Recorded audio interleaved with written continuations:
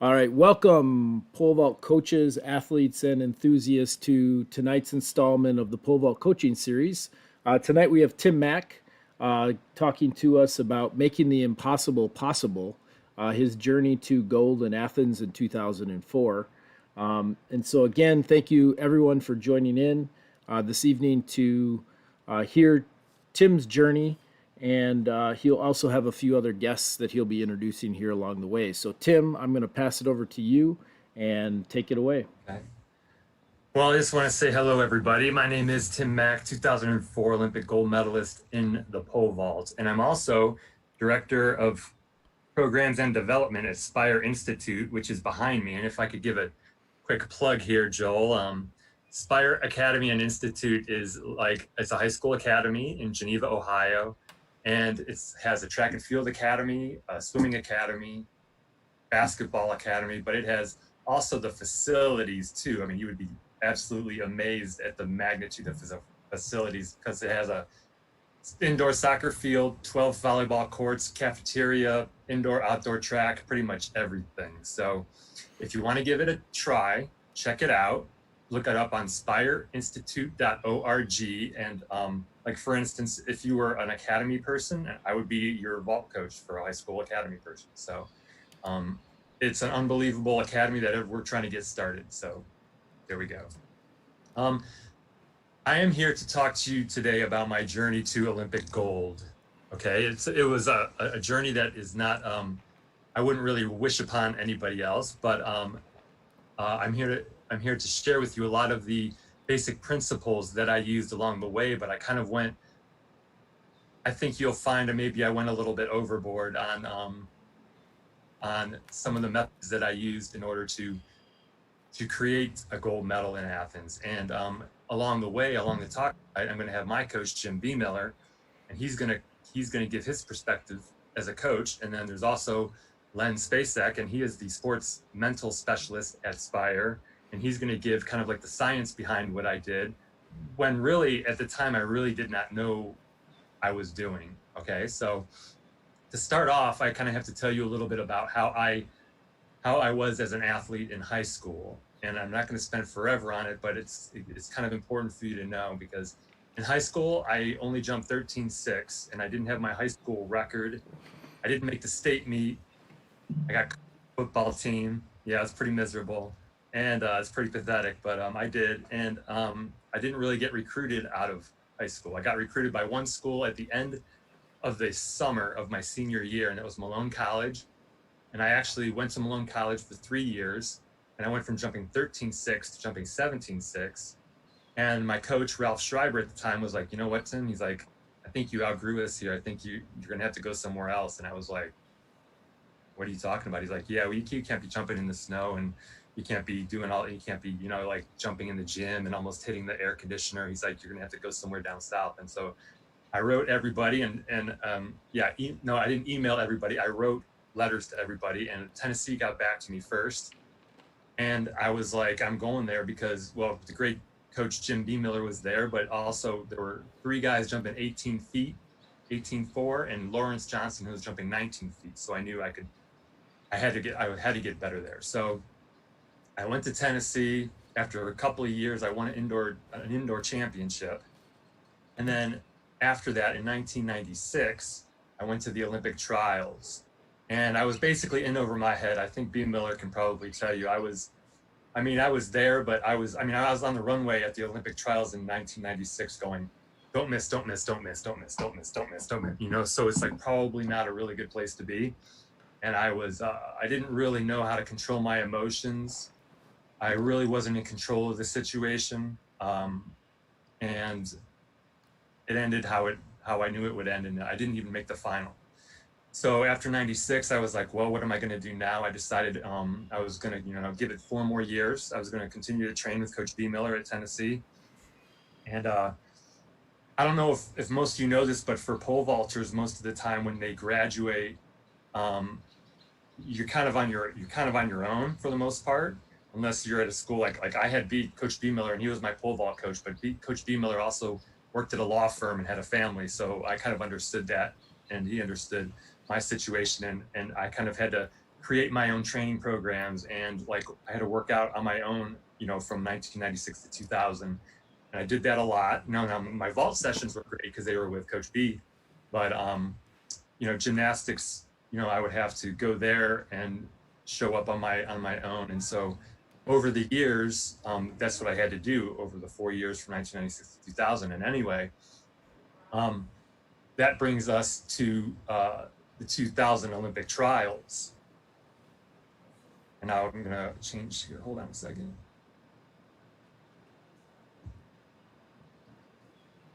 And so that brings us to the 2000 trials. And remember, this is a year where like I came up with a lot of my own drills. I developed my own drills. I did a lot of exercises and drills on my own. I pole vaulted, well, of course, with Jim Bemiller. And so I did a lot of stuff on my own, but I was pretty much ready to go for this competition. It was like, I jumped 19 that year, and I was top 5 in the country, and I was 27. Thought I was in decent shape, but it turned out I was a little bit overtrained for this situation. So, I mean, I was thinking was going to be my last shot, and it just turned into a major catastrophe because, I mean, B can tell you too, I was in the worst position that anybody could ever be in. And I limped through and I made the final, which was a godsend. But at the final, I knew it because I was a little overtrained because I wanted to, and Coach B would always tell me not to train so hard, but I was kind of like persistent in that. I was like, no, I got to train harder. And so it kind of got me in the end because I started gripping a little lower and my strides got a little bit shorter, and I was using smaller poles, and I was like, this is not good. I knew it to myself, like, this is not a good situation right now. This is not good. And that's not a good position either to be at the Olympic trials. And I was 27 and at the top of my game. But the trials was over, and I could not believe it because I ended up getting, I can't even remember because I put it so far out of my mind, but I got 6th or 8th place. And I just remember sitting there in like where the athletes sit, and I was like, had my umbrella because it was scorching hot from Sacramento heat. I was like, what am I going to do now? I mean, you know, it's like my back was hot, my stomach hurt. I felt like I was going to puke. I didn't want to look at Coach B. I didn't want to look at my family. And it was like the biggest absolute failure that I could ever think of. And I'm sure we all have been through those failures. All I could do at that point was just wait for it to subside. And over the coming weeks, it would subside.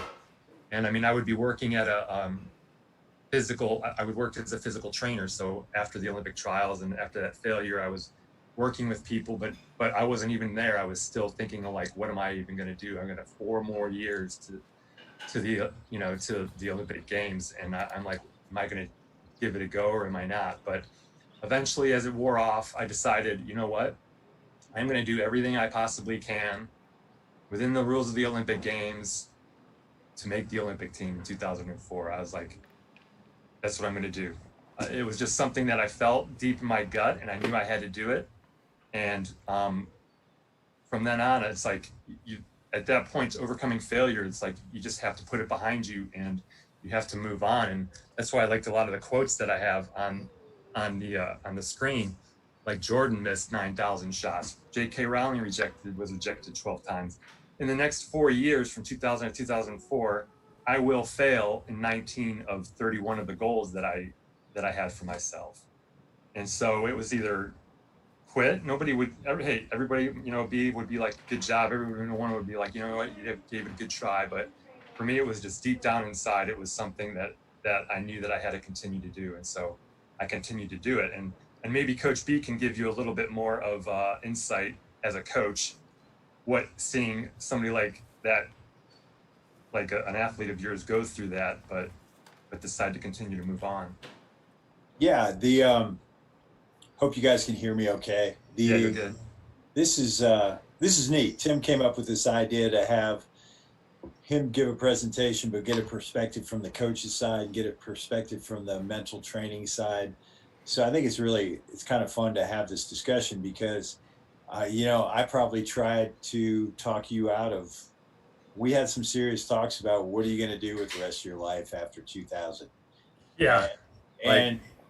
And because you got to think about this idea that you have a limited amount of time and you have a limited amount of space for your athletic career. So what do you want to do with it? And Tim had to make those decisions. But I think what's the pole vault's like any other sport. You have to, when you have a failure, quote unquote failure, you don't have to see it like that. You have to see it like, well, what did I learn from this, and make sure that I don't make that mistake again.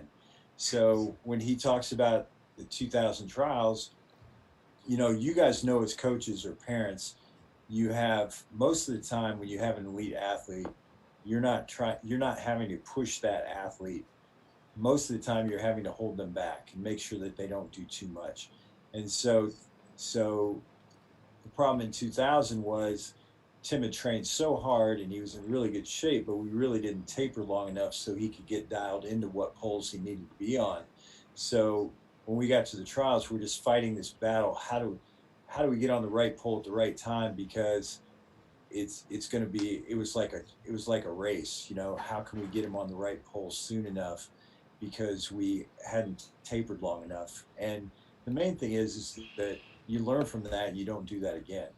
And so that's just one example of how you can learn from a mistake and use it, learn from a failure and use it, and come back and dominate the trials the next time. He set a trials record, he blew it up. And so the main thing is, I think these great athletes, they're really looking at this idea of, you don't want to make a mistake twice. And it's not really a mistake. It's something you learn from and you apply it and help you improve. Yeah. And Len, what do you think is like, what, coming from like a mental specialist side, what kind of things can you offer for anybody who has to overcome failure? Yeah, I think Coach B, can you hear me real quick? Yeah, you're good. I think Coach B touched on it. The biggest thing we talk about with athletes at SPIRE specifically is just what he said. We don't lose, we learn, right? Like, what are we going to take away from this experience? And any athlete as an athlete, you're going to face adversity. You're going to face failure along the way. And the big question is how do you reflect on that? Carol Dweck came out with a great book called The Growth Mindset. And I think it all boils down to how you approach things. Do you have a fixed mindset, believing that you can't adapt and change? Or do you have that growth mindset, which means whatever I face, I'm going to be able to overcome that adversity in the long run? And, Tim, you and I have had some good conversations about that. We talked about the wrestling coach at Penn State who encourages his athletes to not worry about failing, but take risks, be willing to take those risks. And it's not about winning or losing in the end. It's about the journey. And if you're so focused on that end point, then you're losing sight of why you're participating in the sport that you're participating in. And one story I tell the athletes at SPIRE too is this simple idea. There was an MMA fighter, and basically it was a loss that he had that catapulted his career, because he realized what it took to be a champion, how he needed to train differently. And it really wasn't then the successes that drove him to become a champion. It was that one single failure. So I think it's about how we view failure that's important. It's what can we learn from this? How can we get better? And really, that's something that athletes take into their life moving forward, the adversity that they're going to face in life as well. So Good stuff for sure. And so at this point, after the trials, I've decided, talked to B, we've decided, I'm going to give it a go, and luckily I also did, Len was not my sports psychologist at the time, but, I might use him every once in a while coming up, but Joe Whitney at University of Tennessee was, and so I went and saw Joe Whitney because I knew that I had I had to be the most mentally tough person out there, and I wasn't, and I wanted to know how to deal with certain things, and I basically was like, I don't know what to do. I was at wit's end, and I was like, if I'm going to give this a try, I have to get somebody to help me. And so he worked with me and B. Miller all the time, and he really challenged me to set goals all the time. And you're like, oh yeah, set goals, big deal, everybody does that. And I'm like, no, I'm saying like, no, for one, write your goals down by hand. And if everybody had their hand up on setting goals, it's like, put your hand up. Okay. It's like, now how many wrote them by hand? And then you go, okay, now how many people see them or touch them and make them real every single day? And it's not a big number. And I got that point from Joe in that I was like, I have to do what other people aren't willing to do. And so I learned to set my goals high, and we talked a little bit about that. And there was a quote by Michelangelo, a great quote that says, the greatest danger for most of us is not that we aim too high and we miss it, it's that we aim too low and we reach it. And I got to the point where when I would set goals, it wasn't like a fail. It was, I mean, obviously a little bit of a failure, but I didn't use it as like, when I set a goal, it was, okay, I didn't jump 19.4. I'm just going to lower it. It's like, no, what do I have to do better in order to get it to next time? So I would just leave it, you know, and then I would get with Bemiller and we would hash it out and figure it out. But and this was a big time. This is another big turning point, because this is when I came up with my email address. And I remember one session with Joe, and he was like, yeah, you need this. You need something to remind yourself about your goal every single day. And, you know, this is like 4 years, you know, this is like in the year 2000. And I was like, okay. And I kind of needed an email address at the time. So when I got back from one of the sessions, I got in my room, I had a little lamp, shut the lights off, you know, got my little legal yellow pad, my pen, and I'm just writing down different combinations of words and phrases and stuff. And I was like, what's the biggest goal I could ever think of? And it was like, I was like, gold medal in Athens. And it was, and even now I'm kind of like, oh my gosh, that's like way up there. How could I ever have thought that? And I was almost kind of like, did anybody hear that? I was like, hopefully nobody did, because I was like almost embarrassed even thinking it. So, but I was like, that's it. I mean, if there's one thing that I want to do, that I want to accomplish, that's going to be it. And so I got down with pad and paper, and I was writing down like little like phrases like gold medal in Athens, medal in 04. And then I came up with a perfect one, and eventually came up with gold in Athens at AOL.com. And I like dropped my pen, and I was like, perfect. That's it. I'm going to see it. I'm going to type it, because in these days, back in the day, you had to type in your email. You had to log in every day. So I had to type that every single day. Maybe there was an easier way, but I didn't know, luckily. But I was like, oh my gosh, that's it. I was so happy. And then immediately that turned to be frightening, because I was like, what if somebody asks me what that means, you know? And I was like, what am I going to say? Because it wasn't for anybody else, you know, it was my goal, and that was precious to me. And I was like, oh my gosh, I don't want to have to explain to everybody that's like a gold medal in Athens. And I'm so far away from that, they'll probably laugh at me. But I was like, okay, I'm going to say it's gold Nathans, like the person, whoever that is. I was like, it's just gold Nathans, no big deal. And they're going to be like, who's that? And I was like, oh, no big deal. And I would just get out of that situation as soon as possible. So, but I knew that was one thing that was going to help me along the way. And Bemiller, maybe you can add a little bit too. Like, I mean, there's not many people I told that to. And I mean, I wasn't really, I mean, I was top 5 in the country to jump at 19 feet, but in the world, you know, I wasn't really quite a world beater yet. But how did, like, because I'm even questioning today, like, dude, yeah, and I can't. How did you keep it going? How did you keep it real for me? Well, and the thing is, people need to understand that, you know, I was coaching at UT. I was coaching the guys at UT, and after you graduated, we incorporated you into that as much as we could. And so you were on your own journey, and if it's my job to help you facilitate that. So everybody's got their different goals and their different ideas, and people need to understand that Joe Whitney and I, your sports psychologist, and I, we were classmates together, and we went to school together to get our graduate degrees. So I didn't even know that. Yeah, so we had So we had a good relationship, and I understood what you were working on with him. But who am I to say? Like you had Golden Athens.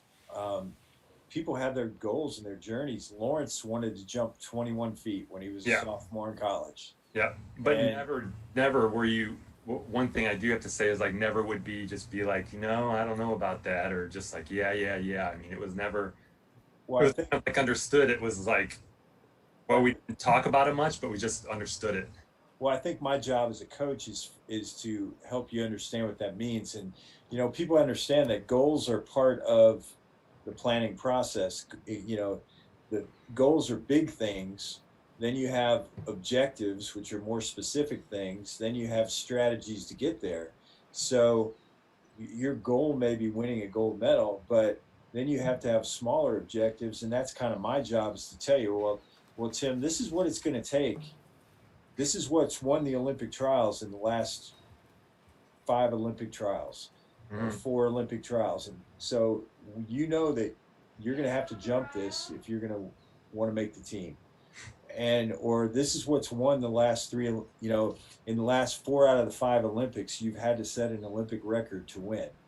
So you knew exactly what you had to do. Yeah. And we were always aware of it. We were always aware of what it's going to take. We would never go in just thinking like, well, maybe we can just make it. It was always, you got to go in to win it. Yeah, and so that's kind of my job, is if you have this goal, well, I have to give you some specific objectives about this is what it's going to take. And you were good at that. And we looked at those things together. We're like, okay, if you want to be a consistent 580 plus jumper, this is where you got to grip. This is where everybody's approach run is. These are the things you're going to have to do. And so you were good about that. So it's not just, I want to do this. It's like, I want to do this, but then how do I do it? And so that's what goals are good for. And, and plus the other thing that's good that you work with, I don't want to steal all Len stuff, but when you start to look at those every day and think about those every day, it becomes an expectation. So I'll let Len talk about that. And Len, what are your thoughts about goal setting or seeing goals every day? I mean, yeah, I would say 2 things. From a non-scientific standpoint, I remember the front page of my football playbook that said, "Without vision, there is no victory." Right? If you don't have a vision and you don't know where you're going, how are you going to get there? Right. And from a scientific standpoint, there's the reticular activating system, and what that does, it literally filters out information so that the important stuff gets through. Right? So if you have a vision and goals and you visit those every day, then throughout the day, consciously and subconsciously, you're making decisions about what you need to do to get to that end point. It's like a heat-seeking missile, right? Yeah. Once you're on target, you may get misdirected a little bit, but ultimately you're headed toward that goal because that's something that you've told yourself over and over again. So that, like, literally mentally every day, consciously and subconsciously, you're making decisions to get to that end goal. And I think I always like analogies. So I would think of it like winning a gold medal was like a big oak tree, and like vault practices might be an axe, and I would hack away at it with an axe. But typing gold in Athens was just chipping away with like a little pocket knife, But it was like, either way, I was still making progress. Some ways you could see it, some ways you couldn't. But that's why it was so important to see that every single day. And I think what these become is they become expectations. And I was very lucky to have good coaches throughout my career that I was trained well at. I mean, my football coach used to sit down with me and say, "Here's the playbook, but these are the plays that we're going to run during this game because this is what we're going to work. What's going to work." And my track coach would sit down and say, "We're going to win the conference, and we're going to go through every event, and you tell me how many points you're going to score in the conference, and I'm going to show you how that's going to add up, and we're going to win it." And that became an expectation. That became your goal, is to do those things. So I think you see that over and over again, and it can't be just a general thing. There has to be some specific steps along the way. And so I got into the goal setting, and I'm seeing it every day. And then the next thing, you go through the years, and you're like, you're going to get bored. You're going to get lazy. You're going to want to quit. I know pretty much everybody has gone through that. I don't think anybody has ever just gone through it all just happy-go-lucky, like this is just the funnest thing ever. It's like, there were many times where I would get caught in thinking like, gold in Athens, are you kidding me? But I would have to fight back, and you can fight back too, and motivate yourself. And there's books out there. There's books all over the place that can help you. There's quotes. I love quotes, and the quotes are the best thing. Like, they just kind of keep you on track. Like, if you have a quote on your mirror, it's just like, you get negative or something, you see your mirror, bam, it just focuses you right back. And then so it could be books, it could be quotes, like I have down there. It could be movies. I loved watching movies, and basically I took it to the next level. Every movie I ever watched was related to pole vault in one way or another. And Gladiator was one of my favorite movies. But there's another thing I'm not going to talk about much, but it's mindfulness, and that's kind of more of a newer age type thing. People can do their own research on that, but I found like, oh, that would have been good if I knew about that back in the day. But maybe I did it without knowing. But one thing I did do to use my imagination to fight back and to fight back of the laziness, or fight back the wanting to quit sometimes. Or, one time I was watching this movie, it was called Any Given Sunday. I don't know if anybody's ever seen that, but it's a football movie, and there was a wide receiver in this movie, and he would look at himself in the mirror before a game just like this, and he would go, "You're the greatest wide receiver to ever play." And he would shake his head, and he would walk away. And I was eating at the time, and I like dropped my silverware, and I was like, oh my gosh, maybe I can do that to motivate myself. So I ran up to them, and I went over to the mirror, and I was like, "You are the greatest." And just like right now, I'm like smiling. I couldn't even do it with a straight face the first time. I was like, "You are the greatest pole vaulter." And I was like, "You idiot." So I sat back down. I was like, "You're never going to be able to do this," But I was like, no. I was like, in order to motivate, I need, for some reason, I was like, I need to be able to do this. If I can look at myself in the mirror, in my pupils, and say, "You're the greatest pole vaulter to ever live," I think that's going to help me. It might help me a week. It might help me a month. I don't know, but I'm going to continue to do it. And I continued to do that leading up to, like Olympics for months and months, until finally one day I got back from practice. And I was just watching whatever, or maybe I was playing a video game, but I was like, I'm going to do it right now. So I dropped everything, and I got to the mirror, and I was like, "Tim, you're the greatest pole vaulter to ever live." And I had a straight face, and I was like, oh my gosh, I think I'm doing it, like in my mind. And I'm like, I think I actually believe it. Don't jump around, And I was like, don't make a big deal out of it, Tim. It's okay. So I sat back down, and I was just go about your business. I think this means you kind of believe it. And then so I continued to do it even after that day. And I could and I couldn't, but it was just the fact that I would get up and try to do it that actually helped motivate myself. And I mean, that's just one story. I would also do a lot of little things to keep my motivation. That might seem silly and trivial to most people, but I mean, I think most vaulters might do this. They keep a little pole in their living room. So whenever there was a commercial on, I would go through some exercises and drills. I would put a tape mark on the ground, because I had a problem, and B told me this, where I would take my step back, and then I would take like a little skip step, and that was a little inefficient for me. And so I would even do that during commercials. My sports psychologist made me a CD I would listen to continue to motivate myself. There were times that helped me motivate myself when Bemiller knows in 2001 when I failed. It was sort of a failure. I made the team to Edmonton, the world champ team, but I got 9th in the final, and that was just one out of the money. And I was like, son of a gun. I was like, I didn't make any money either. You know what I mean? I was happy. I jumped 18:10, and it was good. It was sort of positive and negative because I didn't make any money, but that ate at me for like the summer until I saw the video, and I was like, what's going on here? Why are all these guys beating me? And so I got my TV, and I got my dry erase marker, and it was a tube TV. It wasn't like the flat screens of today, but I got the video from the footage from NBC or whoever it was, and I put a line, and this goes to David Butler's pole drop theory, and I put a line where everybody's pole was for some reason, because I was like, there's something going on here. Why am I taking off closer? Why am I holding lower?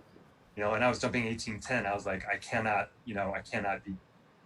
continue to do this, So I put lines where their pole was at 4 left or 6 steps out, and it was all at like 40, 45, 48 degrees. And then I put a black one or a red marker where mine was, and mine was like 30 degrees. It was considerably lower. And I took some of this over to Bemiller, and we're like, okay, let's get on it. And so it was a risk.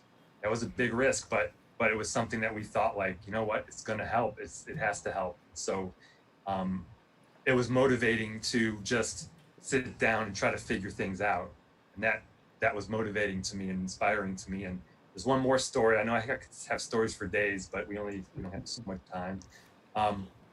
In 2003, I made the world championship team again, but for some odd reason, I was running on the runway and I could not keep my posture for the life of me. Like part of Bemiller and my part of our cues were to stay up in my posture, because if I stayed up, I was in good position to take off, and I really, for me, needed to think that for some reason. And so I was in the middle of this competition, and I was so mad, but I was vaulting, and I mean, I made 18.8, but I just remember I felt like as I was leaning forward, and I vaulted, and I cleared the bar, and everybody's happy, and I'm just like, I cannot stay up. How come I cannot keep my posture? And so that ate at me again for the next summer. And so I figured this out as I was pulling the sled the next year, where I put the straps around my shoulders, and I was getting really fired up because it was going to be the year 2004 Olympic year. So had a bunch of weight, and I was leaning forward, pulling the sled, and I was like,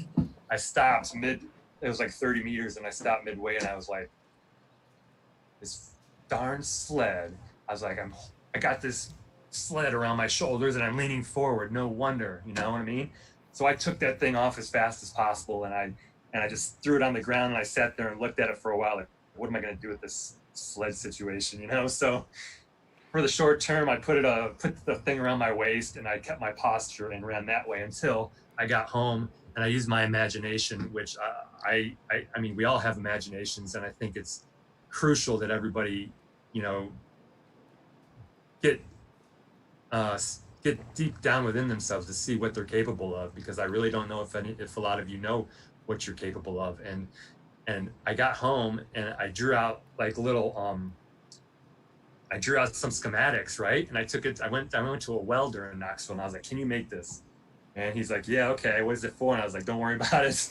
So he made it, and I strapped it up with Brian Yokoyama. Actually had sorry, Brian, I took apart your little device you made for me, but I used your bands and stuff, and I made a sled to help me keep my posture and run. And that gave me motivation. And I was like, everybody thinks I'm probably an idiot running with this sled around me, but I didn't care, because I was like, it gave me confidence and it helped me. So, I mean, I know this is a number of stories, but I think that gives you an idea that, what people are capable of. And, some people might be like, I don't know if I have to go that far, but I think, you have to do what you got to do. And B, maybe you can give a little bit of an aspect, because you were part of this little journey too, as far as like giving me the motivations.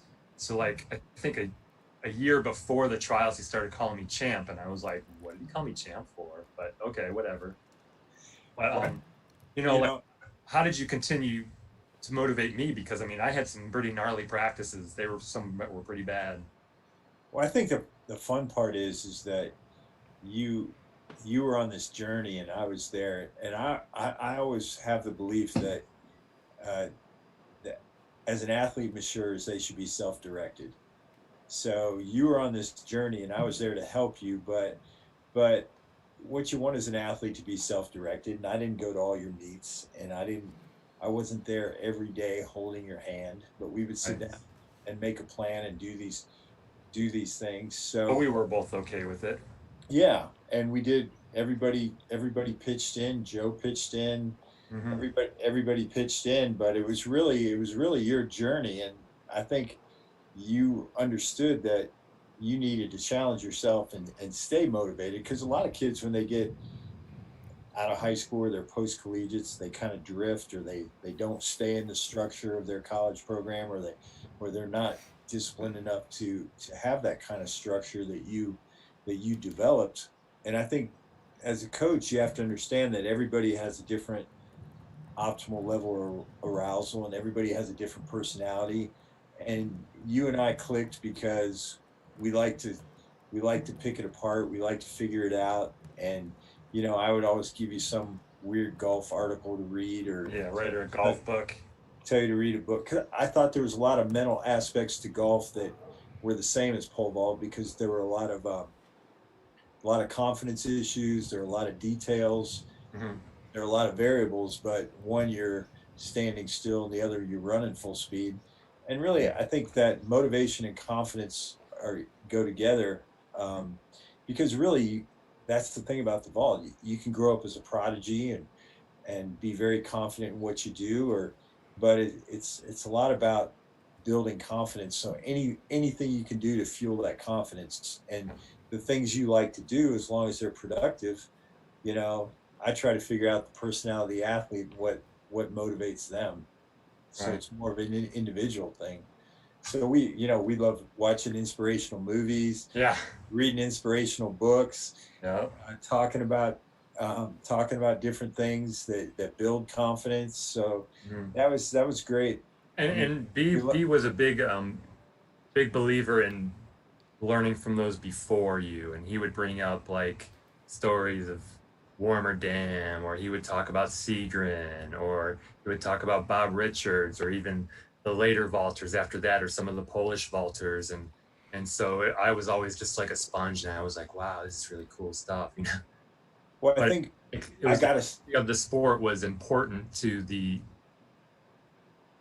well, I gotta say something there because when you think about it, what you guys did in that era, because when you talk about goals, we have goals as coaches too. And I grew up in pole vault development, so I was really influenced by Greg Hall and Rick Addig and Coach Fraley and all those people that had worked really hard in development when I was a young coach.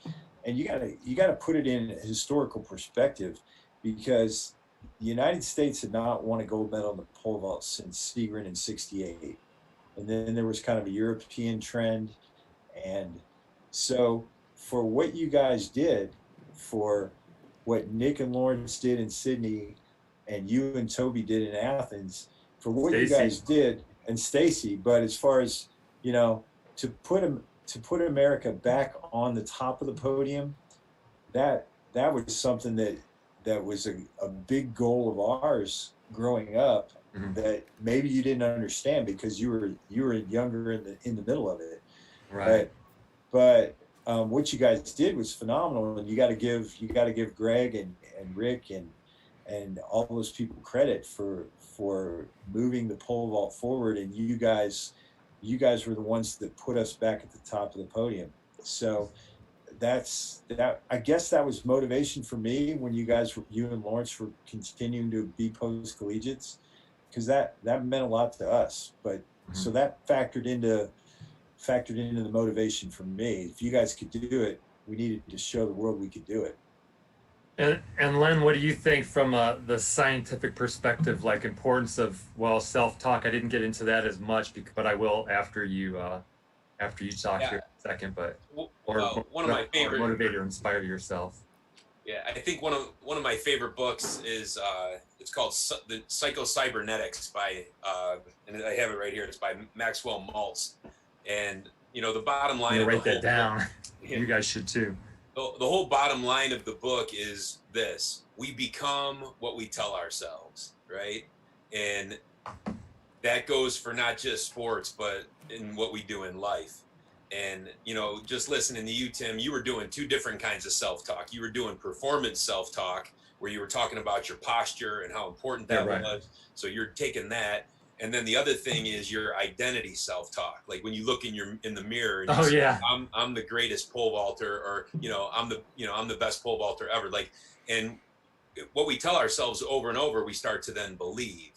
And there's a real power in that. And the other thing we had talked about, I remember you telling me this when you would jog around the football field and stuff in your warm-ups. You're like, don't cut corners. Don't cut corners. So when you're standing there looking at that last height for the gold medal, you're telling yourself, I've earned this. I deserve this. I haven't cut a single corner. Right. Literally, figuratively, metaphorically. So I'm going to go take it. I've earned this. I deserve it. And when you start to tell yourself that, self-talk can be extremely powerful. Yeah, and that's good that you brought that up, because I was going to go right to that. And some people might think it's over the top, but you got to understand, I was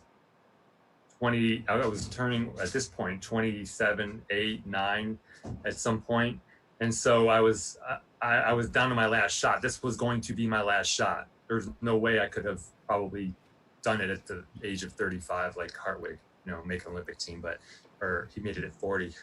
But but I remember I would be like, I have to take everything and I have to do things people are not willing to do. Like if I had to jog around a football field, I would start at one spot and I would jog around and I would not cut the corner, just even a little bit. I would jump over the corner, or I wouldn't like be lazy and talking to friends and running around, but and then I would stop at one spot.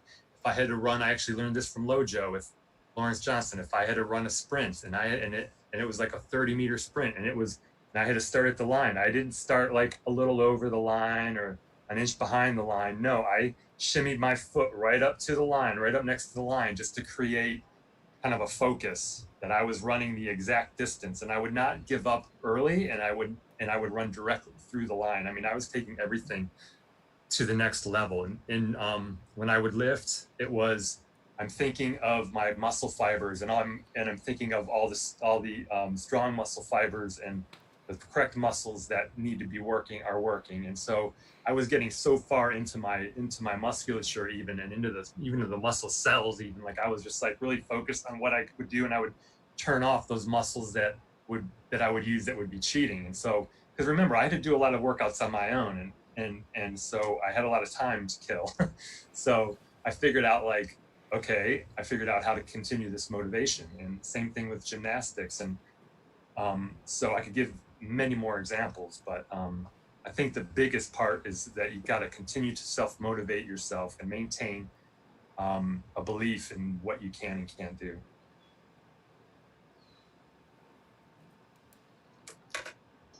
So of course, if you didn't know, you got to have a good support staff around you. I could not even have done it. I mean, I know I say a lot like, oh, I did all this stuff by myself. Or I had to work out a lot on my own. Don't get me wrong. And I had to develop a lot of my programs. But I mean, without Bemiller, I mean, heck, B was there. B, you never missed a vault day that I can remember ever. So he was there right along with me. And I would go over to his house, even though he would make me sand his fiberglass pool and paint his pool and weed and stuff. But we would always be talking pole ball, we'd always be relating to pole vaults or whatever. So, I mean, could not, of course, have done anything without B. And then Joe Whitney, my sports psychologist, was like my mind. He was like, whenever I would go to see him, it was always, he would unleash that weakness that I had. And he was always there to bring up those strong moments. And I had a really big, it was like a quote unquote my own support staff. Now, none of the other people really knew they were in the support staff other than B. Miller and Joe. But like when I went to go lift, like I would just ask the weight coaches, I was like, what kind of football programs do you have? And they would give me some football programs, and I would take it and I would just try to figure out how to make it like fit into my pole vault yearly plan. And so they were part of my strength coach. They were part of my strength coach coordinators. And then I would have like a sprint coach coordinator who was Vince Anderson, was at Tennessee and now was at Texas A&M, but he taught me so much about the run, and he would give me little cues, and I would pick his brain, and I would take my workouts to him. I would go to his office and I would take my workouts to him, and I'd be like, Vince, what do you think? And he'd be like, well, you don't need this much rest, but dude, you don't need that. You don't need this. And so then I would take it and go home and go to my laboratory and, construct the program. And I had a bunch of therapy people that helped me too, chiropractic once a week at UT. And whenever I needed it, really, because there was a guy who was the Tennessee chiropractor, Dr. Petty. And he's like, if you ever need anything, come to the office. And it's like, they sort of knew my goal, but you when you're really focused and you put in the time and you put in the effort, you'll be surprised how many people really do want to help. Like my massage therapist knew that sometimes I was like short on cash or whatever, and I'd be like, okay, only 30 minutes today because I'm a little short on cash. And she would just be like, if a big meet was coming up, she'd be like, okay, she'd be like, don't worry about it, just jump high. And I'm like, okay, thanks. So it's like, that builds confidence. So you cannot do it without a strong support staff. And of course, there's pictures of B. Miller and Joe and my family, of course. I would come up to visit a number of times throughout the year because I lived quite far away and, like 8-hour drive away. And then, of course, there's another picture of me and my buddies who are always track nuts and would go to the competitions. But, B, your thoughts, because you're like the head of the staff. But I don't know if you ever thought of it that way, but you were. oh yeah, yeah. I think like it's kind of an American system. You know, we have to. It's a volunteer system, and Yeah. you had to put together your own team because post collegiates in the U.S. You got to put together your own team, and I was there if you needed me, but you put together that you studied periodization more. You became a student of the event, but we the resources were there, and you put them together, or we put them together, Yeah. and I but know we would always meet at in your back on your back porch, your screened in porch, and I'd come up with some cockamamie idea, and you always have to like simmer me down and bring me back to the basics, and I'd always be like like a dog with a leash on, no, moving forward, and B was like, hold on there, buddy. no, and it's well, what I learned from Coach Webb and Coach Brown at UT was that, um, you know, we had a very basic modular system where if you hammer the basics, if you hammer the fundamentals, you're going to get really good results. So, we had a basic modular system when you were in college where, you would lift with the decathletes or do plyometrics and hurdles with the decathletes, and you guys would be together. And we tried to do everything at least twice a week, or do everything twice a week. And you stayed in that structure when you got out Yeah. of school, Yeah. and then you added to it. You added to it Yeah. with more drills. Yeah, we never And- really changed much. It was kind of like the same. We just kind of adapted from year to year. Yeah, and I really think, to be honest, in our system, we need places like SPIRE. We need places like SPIRE where people can go and train and get those kind of things. And we also need college coaches to really understand that we need them for the sport to make those resources available. If you could go in and lift in the UT weight room, you could go and see Joe Whitney, you could go and do and jump with the college guys, and we got to be careful that we continue to have those things happen, because you need everybody, all post collegiates everybody needs to put together a team like you did. They really do. And Len, what do you think about it? Just the importance about having just a good support staff, a good support group, and even sometimes there's negative influences that I would have to kind of like stay away from. So Yeah, I would say two things come to mind. The first one, there's a great documentary that we talked about with Conor McGregor, and he basically put together his own support staff, and everywhere he turned, he had people that are motivating him, people that are talking about his diet, people are talking about his training, people that are always in his head about how to become a better boxer, how to become a better wrestler, how to become a better fighter. And so there's that process. And then there's also your process, which seems a little bit more organic, which is the idea that when you have a goal and you start to work toward that goal, then these forces just come into your life, right? Yeah, like, that's true. Sometimes not they're to get too unexpected. deep, but it's quite honestly the truth. Yeah, and it's almost unexpected. Like you turn around and here's somebody else who's like, "Hey Tim, I can help you with this," and then you turn around and somebody else is like, "Dude, I love what you're doing," and it's that energy, that it's almost like a magnet, and pretty soon people come out of the woodwork that want to help you, and it's almost like that whole idea of when you have a dream and you move toward that dream, people want to be a part of it, and they're not looking for anything other than to be a part of it. Yeah. I agree. And so we'll go to the next slide here. Then there's the fact that as I got closer to the games, it was that I had to face a lot of fears. I mean, I had probably just as many fears as anybody, and we all try to just ignore them.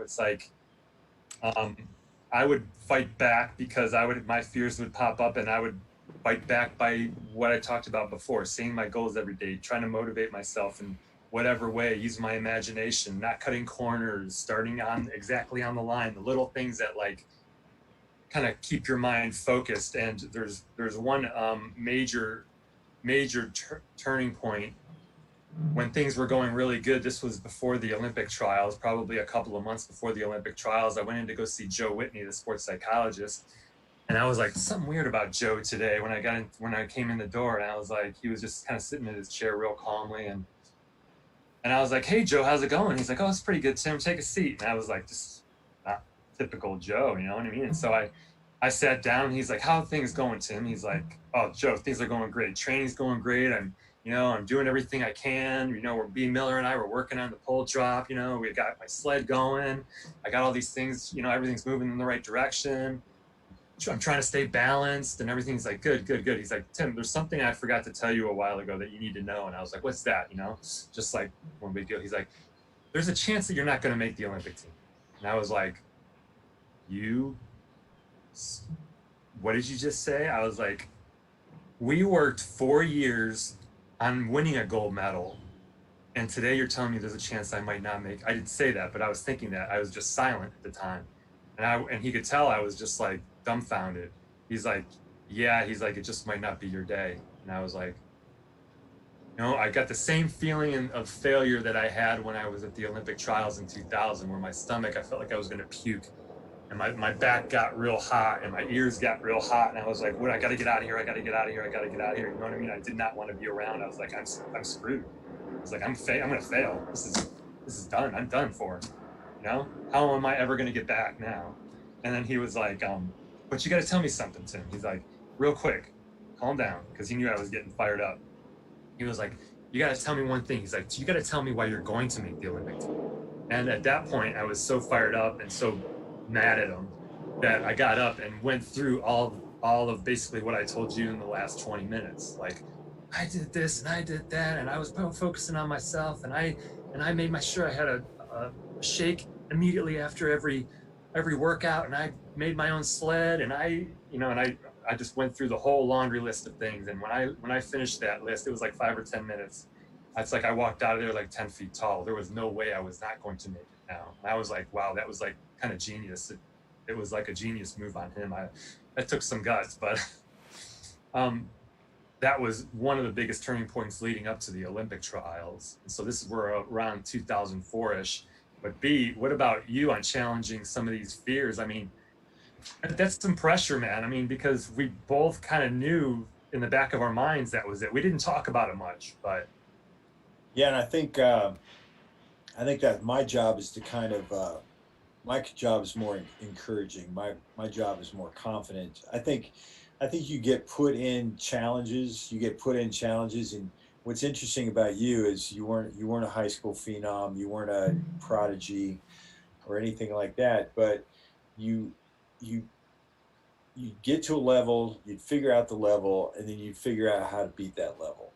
And so you did that at Malone. You came to Tennessee and were national champion, SEC champion, and then you did the same thing at the post-collegiate level.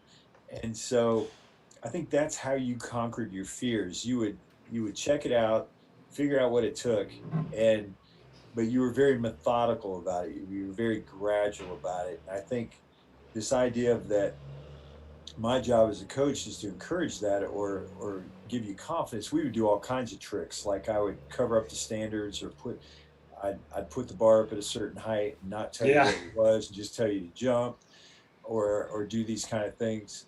And so, or to get your step out, we would, quit looking at the mark so much and just do the rhythm of it.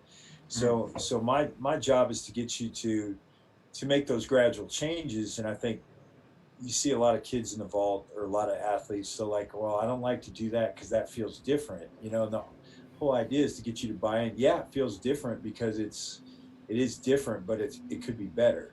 It could be. Yeah. And so I'm not, I guess I'm more about ignoring the fears and figuring out ways to build your confidence. But I know you but I'm not the one on the runway, and you guys, that's the thing. You have to be honest.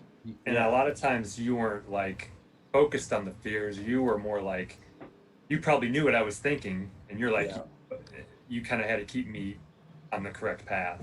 Yeah, it's kind of like that story at the games when everybody was trying to decide whether they were going to pass or not. We'd already kind of planned not to. Everybody else was kind of guessing or anxious about whether to do it or not. Playing by ear, yeah. I wanted to stay away from that and just you know, We already, stick to what we'd already decided, stay confident in what you were going to do. So we weren't going to get into being anxious about what everybody else was doing. Just keep doing what you're doing. Yeah. and Len, what can you Yeah. say about athletes that have to face some of the fears that they, of, yeah, it could be fear of failure or fear of not reaching a goal or fear of But embarrassing themselves or, I think the thing I always go back to is that sports is a metaphor for life. So whatever we teach in sports, we try to figure out how that transcends into the way we handle adversity in life. And our biggest motto is get comfortable being uncomfortable, right? And I think that's like the biggest message we try to drive across to athletes is, you know, in life you're always gonna feel uncomfortable, and you know those are your fears, and the only way to grow is by change and overcoming your fears and facing your fears. And so again, the big message is get comfortable being uncomfortable.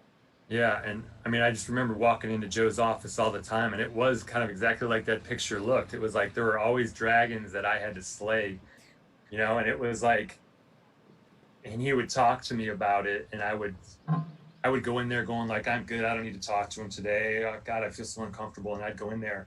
But there was that dragon lurking around, and he would figure it out and he would find it. And just through talking, I would be like, oh yeah, that bothers me. Or oh yeah, that I can't do that. Or that makes me nervous. And then we figure out a solution. But facing the fears was one of the biggest challenges for me in my career.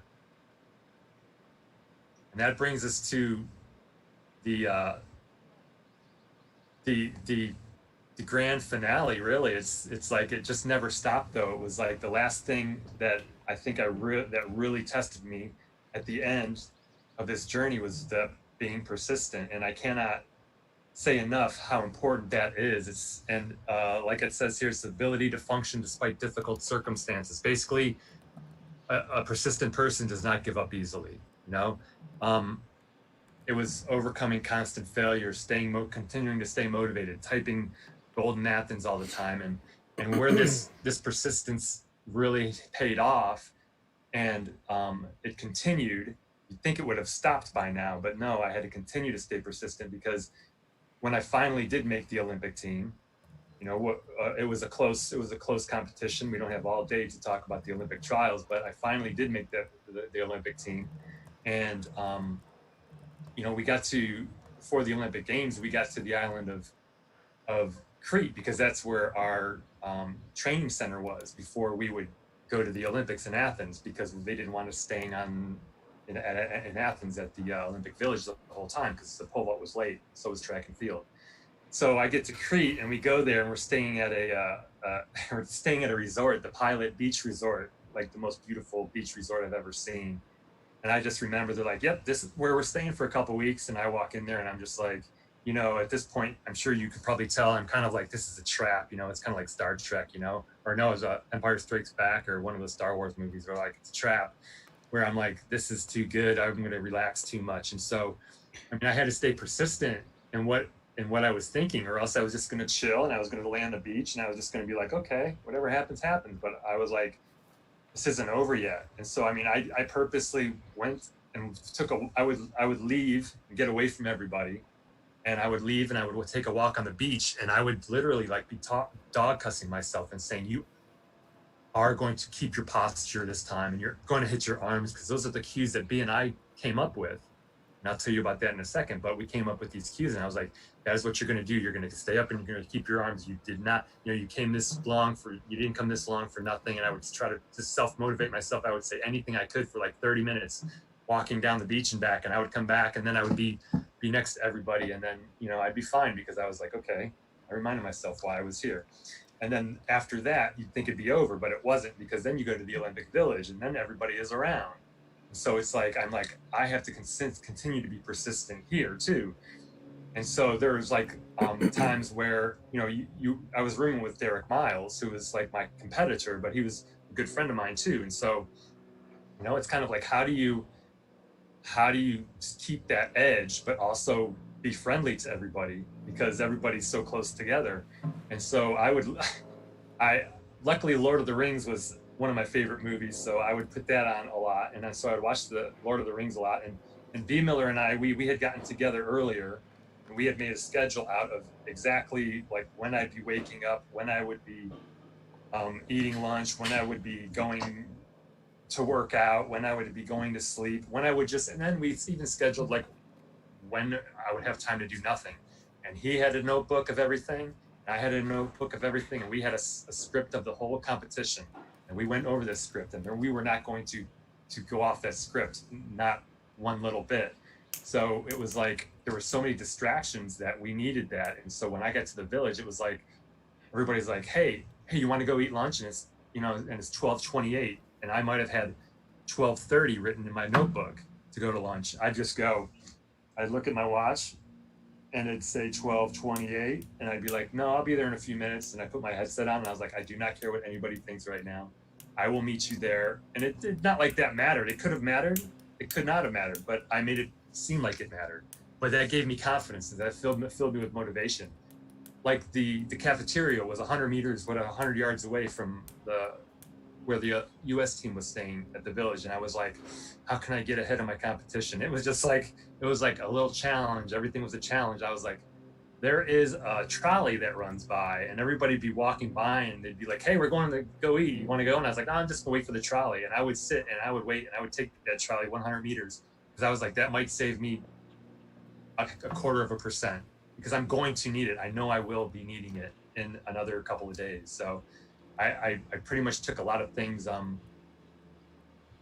I took a lot of things to the limit, you know, but again, I got to remind everybody that like, this was my last shot, and we had, you know, this was 4 years in the making at this point.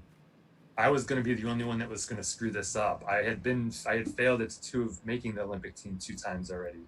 I had learned a lot from failing at those Olympic teams, and right now was not the time to stop. And to get to the final part of the competition, it was a struggle to stay focused that whole time, but to fast forward into the competition, you know, the preliminaries went sort of as planned, and it was stay up in arms, and that's what I'm going to do. And Bemiller had that written in his notebook. I had it written in my notebook. That was what we were going to do. If anything looked funny, it did not matter. If something else popped up, we weren't going to worry about it.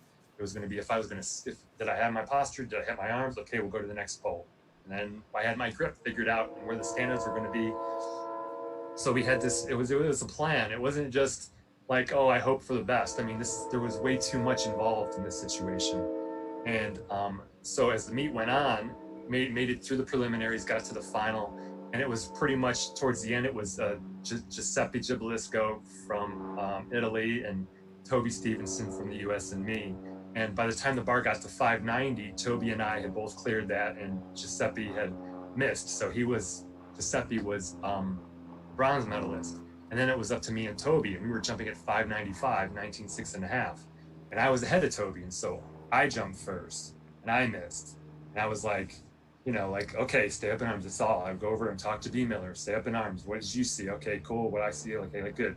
Take a Gatorade, swig of Gatorade, stay up in arms, this is what you're gonna do. And then I would mimic it over in the grass next to where all the athletes stood. And I was like doing as much as I could to ignore the gravity of the situation. And so Toby would miss his first attempt. And then my second attempt at 595, I missed it. And I just remember landing, and I got up, and I was like the same feeling of failure of Sacramento when I didn't make the Olympic team. I was like, my back got tight. I was like, oh my gosh, that's my second attempt. I was like, I could get silver, which, don't get me wrong, is not bad, but not when you write gold in Athens for 4 years. And I just remember I was like, I sat up, and I was like, oh my gosh, I could get silver. I could get second. Toby's going to win this. And then for a second, I was like, wait a minute, dude, you typed gold in Athens for 4 years, not silver in Athens. So it's almost like I slapped myself in the head, and I was like, I got back on track, and I got focused again, and I got back on stay up in arms. That's what you will do. You will stay up in arms. And I had to do that. Maybe some people didn't, but that's the extreme that I had to go to for whatever reason. It is what it is. So anyway, so I continued to stay focused. And I remember taking my last jump, and I'm going to show the video of the final few jumps, and you know, I can you'll see, and I'll narrate a little bit of what was going on, but I had one jump left, and it was the Olympic record, and it was a third attempt, and it was for a personal best. And this was 4 years in the making, and I had typed gold in Athens for 4 years. If I missed one attempt, this was going to be silver, which is not bad, don't get me wrong. But the point is, there was a lot riding on this one jump. 70,000 people, cheering, basically the whole world going up, and I was just focusing on the runway, like stay up in arms, stay up. I was doing everything possibly I could to focus on that. And I'm going to save the rest for the video. But anyway, B. Oh, I can't beat that. About the persistence that, we were challenged in that. Yeah. And I think, position. and I think just this idea that, you showed persistence through the whole thing, but, what you're talking about, this is probably more than the most you've talked about this publicly that I've ever heard you talk about it. Yeah. But, you think about if you guys watched the Jordan documentary, The Last Dance, and how he had to find ways to motivate himself. That's kind of what you were getting to, the point where you were finding all kinds of different ways to motivate yourself because you were so persistent at wanting to achieve this. And so when I hear a lot of similarities, but from my point of view, this idea that, I was always taught that athletes are you have to be persistent because you're going to make changes gradually and things are going to progress. So this idea of being persistent, overcoming failure, you just gave some great examples. I can't top those. And but that's and Len, from a science perspective, persistence, importance. Yeah, first of all, I would agree. That's a hard story to top. But the one thing that I think about is that, no, you're good. I think the one thing that we all think about is this: like when we see you and we see that final jump, we see that the end of that journey, right? Yeah. What we don't see is 8 years of persistence leading up to that, And when we see people of great success, authors, people that have made it in their profession, whatever it is, we just say, boy, how lucky they were to get there. What we don't see is the years of the grind. We don't see the years of the dedication, the years of the sacrifice, the years of the extra work. So when you think about persistence, that's what I think about. I think about the fact that when we see success, we see somebody that's on the podium, right? We see that climactic final experience. But what we don't see is the work ethic, the sacrifices, the early morning workouts. In my mind, that's persistence. That's like everybody else is sleeping in, but I'm getting up and I'm doing the work. And I'm gonna leave with this, and then I'll show the video of the final competition, and then we'll be done, open for questions if we have time. Joel. Yeah, we got plenty of time. No. But I really didn't see this till months ago when I was kind of just I was actually wrote a book, so maybe that book will be out at some point. But the creed of the modern Olympic Games is a quote by Baron de Coubertin, and it's the man who basically revived the Olympic Games. And this creed is: the most important thing in the Olympic Games is not to win, but to take part. Just as the most important thing in life is not to triumph, but to struggle. The essential thing is not to have conquered, but to have fought well. And when I think back on it, I think back like after I won, it was like, I feel weird. I didn't feel like jumping around and hooting and hollering, because I think it was almost, don't get me wrong, it was weird because I just sort of figured this out the last few years, but it really wasn't about the medal. It turned out, even though it was about gold in Athens, it was about the struggle. And I remember being so fired up because I was like, I was able to overcome the struggles throughout the 4 years. And that's why I got so pumped up in the meet. And it wasn't so much I cleared the bar, it was because I know I had overcome my fears and was able to continue. So with that, I am going to show this video. I show this to like camps that I have. So Tim, just a quick reminder to maybe turn the volume down just a little bit on that so you can narrate. Oh, okay. Just tell me what's good. turn the volume down on it. You can turn it up just a little bit. The music is Perfect. That's perfect. yeah.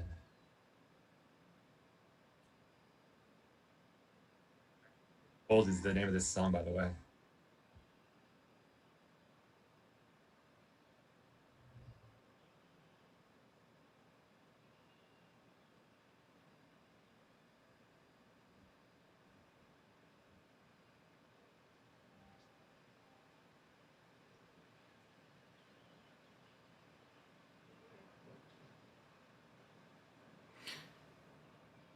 Tim, can you push pause? We need to optimize the video when you share the screen.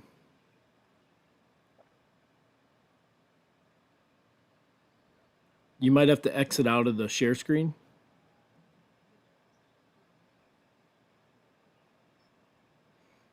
And then share screen and then click optimize video.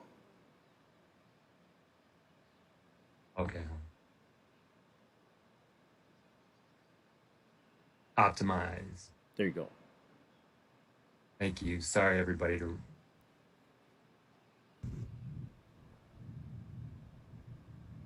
It's going to be a little grainy. Sorry, it's old footage, so we're gonna deal with it. Turn it down just a little bit. That good? A little bit more.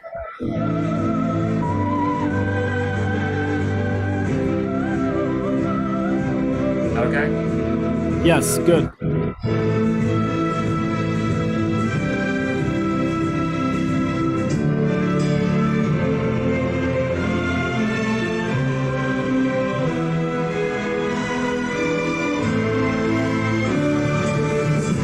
you hear me, by the way?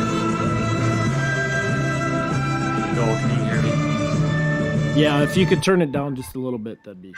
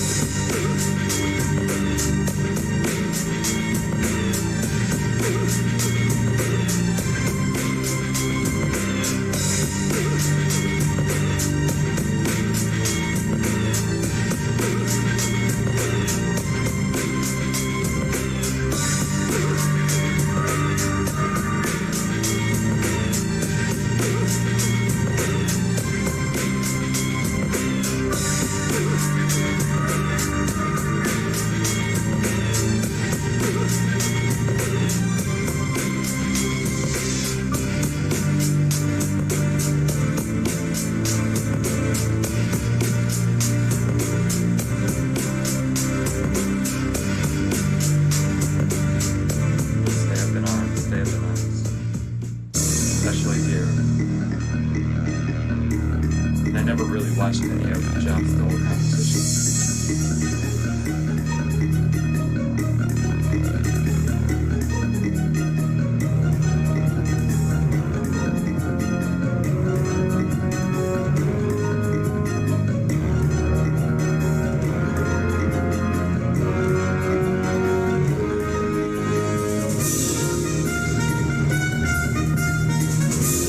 And then right there I was like, oh my gosh, Toby's got one more jump.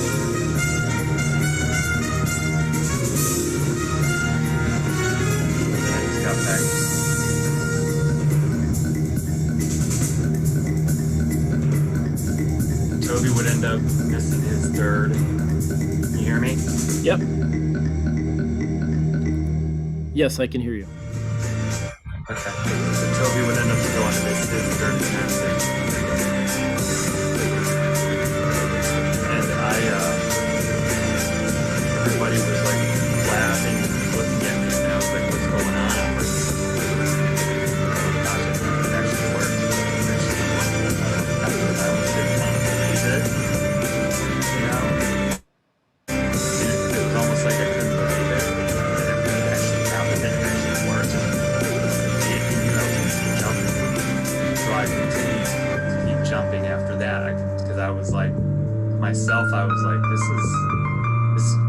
this journey is still not over. I have not missed 3 times yet. And it was at that point, it was almost like I realized it was not about so much the gold, it was more about journey, and it was about overcoming.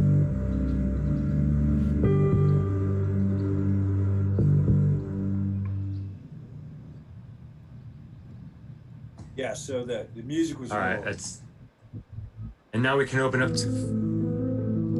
We're not going to watch it again. Anyway, so Len, if I don't know if you're still good, if you. I can hang just for a little bit. Okay, if you got to go, that's fine. First of all, thank you for having me. Appreciate it. Thank you, Len. Thanks, Len, I appreciate your expertise. We'll see you. Len, could you show that book one more time? Len? Oh, Len, show that book. Yeah, it's Psycho-Cybernetics. Okay, Psycho-Cybernetics. Perfect. Yeah. Thank you very much. Thanks. Absolutely. Coach B, you were going to say something there with the video. Oh, the music was, I don't know if you guys could hear him when the music was playing, but yeah, I'm sitting there in the stands and so the competition ends and I look at Tim and I'm looking at him and I'm like, he's still in his routine. I'm like, I looked over at Greg Hall was sitting next to me and I said, Greg, I said, he's not jumping. I said, watch this. I said, he's going to come over and talk to me and he's not done jumping yet. And he really wanted to continue and jump 6 meters and took a good shot, but then kind of adrenaline kicked in I'll never forget that. I'll never forget that because I looked at Greg and I looked at you and I'm like, Greg, he's not done jumping. He wants to keep jumping. But it was a strange feeling because I was like, it turned into more than the gold. It was almost more about the sport in general. It was almost it was a big thing about between me and the pole vault. That's what it came to. And the gold medal was almost like it was. And I like analogies. It's almost like the pole vault gods were up there watching down to see what I was going to do and if I was going to be able to stick with it. And it was like the gold medal was a gift, sort of being able to stay in it for me. And that's not for that everybody has to do it, but it kind of was that I was able to work through things throughout the year and do all of the things that we talked about in the last 30 minutes. I'll never forget that. That's phenomenal. Yeah. So Tim, you mentioned that idea of stay up in arms. And you mentioned it quite a few times, and I know. Oh yeah, that was the Pat Manson. When we were on the call earlier, wanted to know a little bit. Like technically, can you explain what that means? And I didn't get in a lot of technical stuff, but yeah, I definitely wouldn't mind to. Stay up was, of course, keeping my posture. If I was up and if I was running tall and I was over my run, chances are I was going to be able to have a good take. I was leaning forward a little bit or leaning backward a little bit. It was not going to be successful, and we knew this because Bemiller and I we took all of the information from all the competitions leading up to the Olympics, and we figured that these two things, if you do these two things, it's going to, your chances of success are higher than if you don't. So, and the arms was kind of like what David talks about. The arms is basically like, arms was realign to me in my head. I was like, stay up. If I stay up, I'm good. And my plan, because my pole drop was going at the right tempo. And then by the time I got to takeoff, the next thing that I could think about was arms, and that was realign as fast as possible. I didn't like wait or anything. It was just like I took off, and it was like immediate.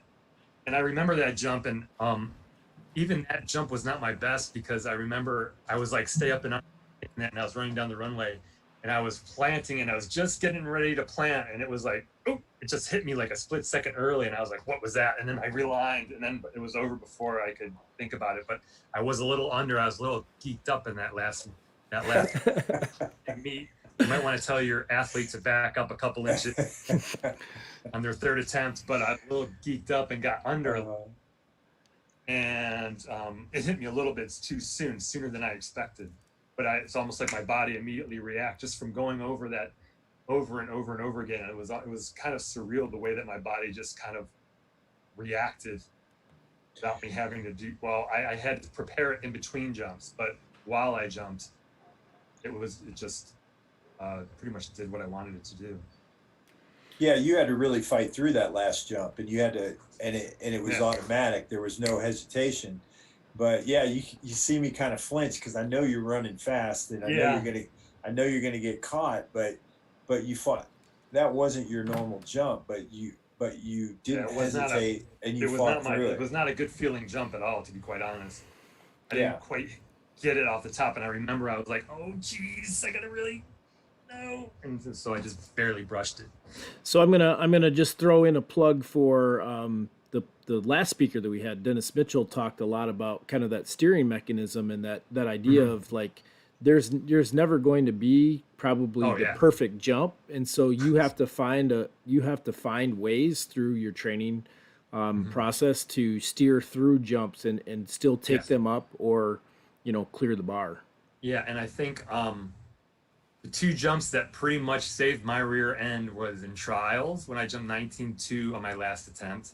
And that was not my best jump. And I was under on that jump too. And I was drifting to the left, but I just still managed to eke over the bar on the left-hand side. And then the other jump was the Olympic jump, for both not my best jumps, but it was like, I had enough jumps, like a higher percentage of decent jumps where it didn't really matter that much if I had one that was a little off, because I had a good percentage of positive jumps. And I think from a younger standpoint, for anybody's standpoint, I liked what Dennis said last week about you can be an offensive vaulter or a defensive vaulter, and if you're an offensive vaulter and things aren't perfect, but you're still offensive through the vault and keep those things moving. Nothing's ever gonna, how many times you've heard me say, it's not always gonna be, it can't always be aggressive. It can't always be perfect, but it can always be aggressive. And so you stayed aggressive, Yeah. One of the things that wanted to ask a little bit more, to expand on Tim a little bit, was you talked about surrounding yourself with good people, and you built kind of your entourage that way. It's a quote unquote support staff. They didn't know they were a part of it. Well, they sort of did, but also I wanted to ask a little bit about sacrifice. What sacrifices along the way did you have to make to put yourself in a position? And people, I know I keep saying this because I kind of almost feel like sort of embarrassed I even had to do this much. I was like, I would not ski. I would not play basketball. I would not play football. I would not do anything that even gave the remote possibility of any type of injury that would set me back for more than 3 or 6 months, because if that happened, I was done. I mean, at this point in my career now, I'm not saying don't have fun, but I'm just saying, like, it was like I had to purposely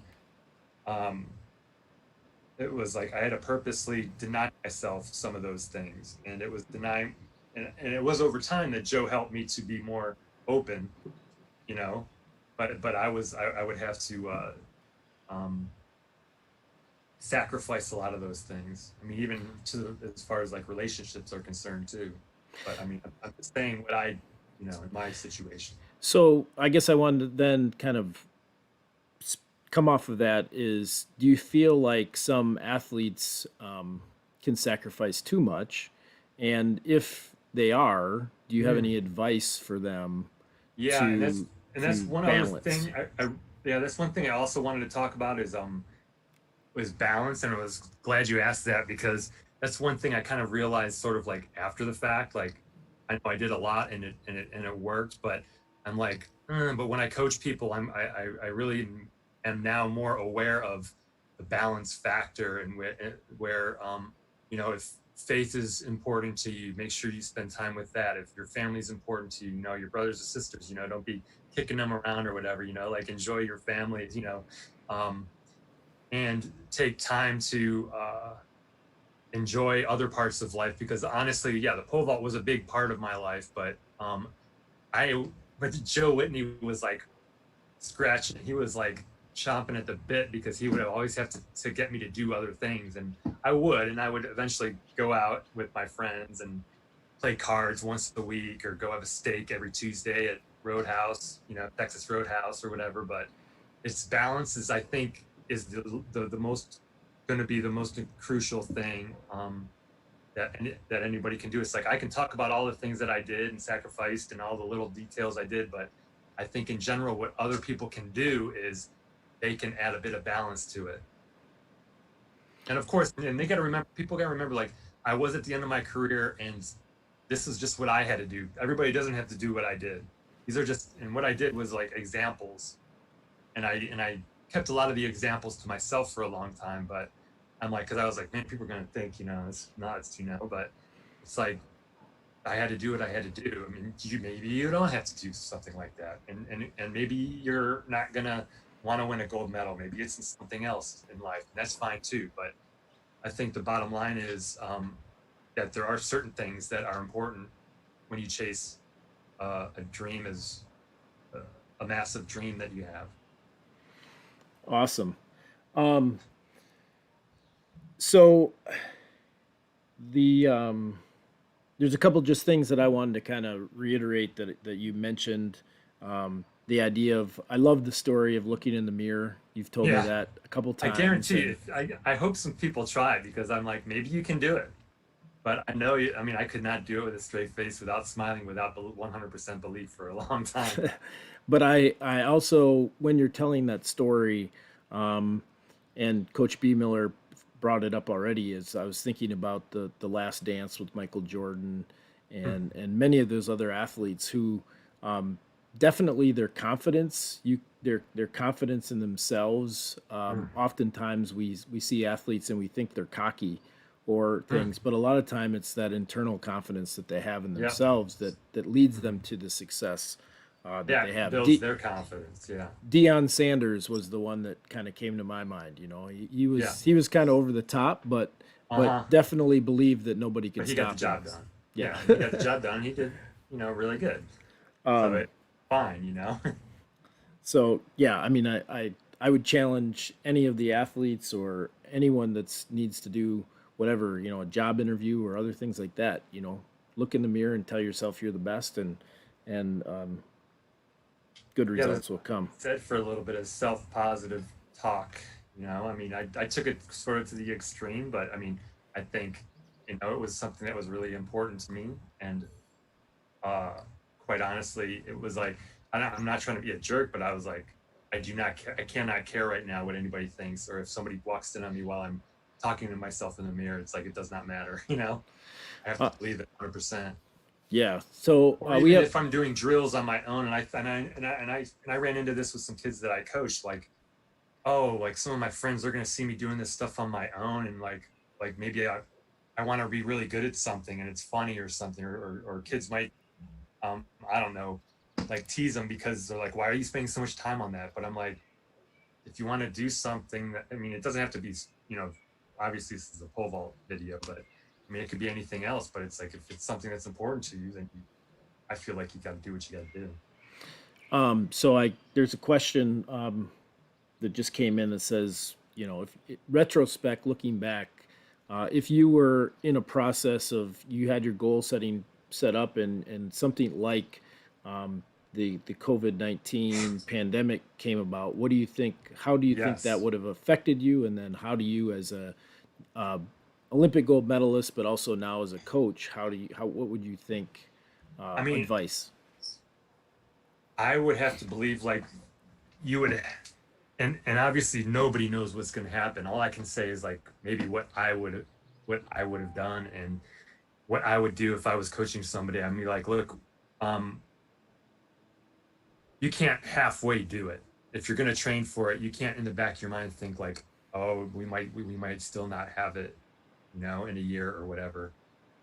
Hopefully you have the facility to do some of these things, but are you talking like workout wise? Or are you talking like actually training to Well, go to Olympics, which I think is, primarily just in terms of goal setting, in terms of like how would you potentially refocus your goal, stay on that path. Obviously, you did a lot of self-talk to kind of yeah, keep you motivated, but there's probably some athletes out there right now that are really I think contemplating what's next. I think goal setting definitely everything changes. Everything has changed, you know, and it's really hard to do things the way that you want to do them.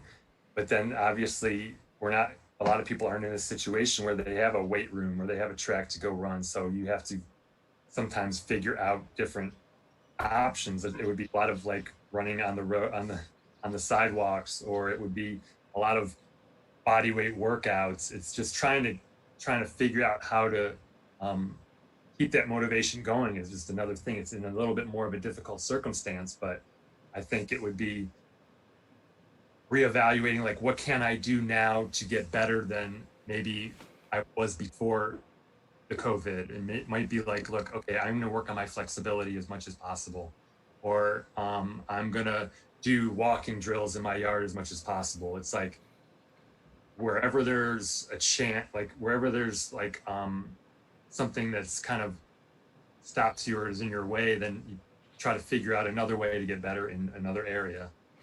Yeah, and I think you kind of mentioned it earlier in your presentation. When you were talking about the sled, pulling the sled, and then Yeah. you said I went back to my laboratory and Yeah. I Right. kind of came up with so as it's you don't I guess one of the things that I'm hearing is like you don't have to expect somebody else to tell you what you have to do. Right. Right. You have to, and you mentioned we're all creative.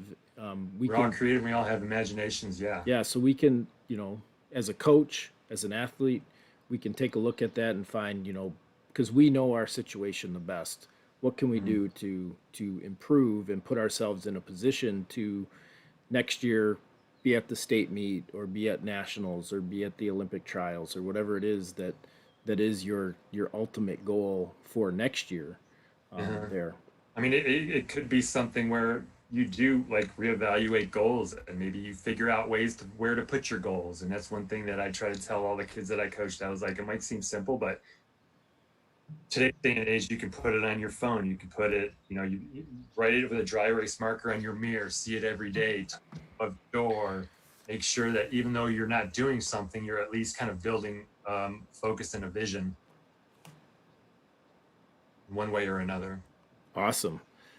So we're pushing about an hour and a half, so I'm going to bring the session to a close Okay. here in just a minute. I want to again echo my gratitude to you for being willing to share your story. As was mentioned, a lot of these things you haven't shared with a lot of people, so this is an awesome opportunity to get your story out there. Um, Oh, yeah. people have chimed in a little bit saying, they've watched videos of the Neo Vault and some of the other things that Those are good videos. kind of have your stay up in arms in it piece Yeah, and right. that bit. Uh-huh. So thank you for that. Coach Bemiller, always awesome to hear your perspective. So thank you with that. We referenced David Butler's book and Yes, David Butler on the call. Realign, So baby. we're gonna all of us that have the book here, we're gonna get that up there for us to give him a shameless plug here. There we go. If you want to, I'm gonna put his contact information up there here. Let's see, I gotta get that up. Oops, wrong button. I'll get it here in a second. We're going to try to get Coach Butler's information up there. Maybe I can't do it right now. But you can find him on Facebook, David Butler. You can give him a message. You can PayPal or check. And you can email him if you have any questions or direct message him on Facebook on how to order his book. So again, thank you, Tim, for taking the time Thank this you, Joel, evening. for doing everything you do. And Thanks, everybody. It's great to continue this conversation around pole vault.